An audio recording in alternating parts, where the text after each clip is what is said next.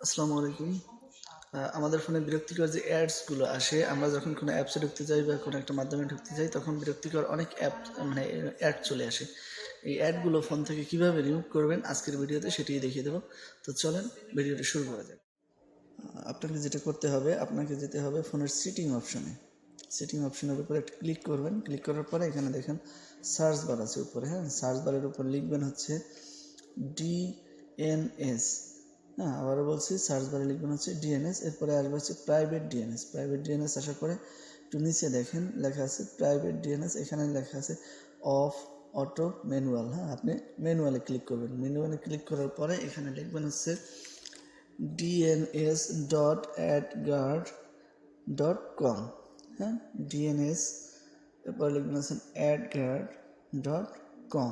আবার দেখেন এটা লিখবেন। এটা লেখার পরে যে অপ্রয়োজনীয় যে বিরক্তিকর যে অ্যাডসগুলো আসতো সেগুলো আসা বন্ধ হয়ে যাবে। আর এভাবেই আপনার ফোনের অপ্রয়োজনীয় অ্যাডসগুলো দূর করতে পারবেন। আর আমার ভিডিও যদি ভালো লাগে অবশ্যই আপনারা লাইক, কমেন্ট এবং শেয়ার করে দেবেন।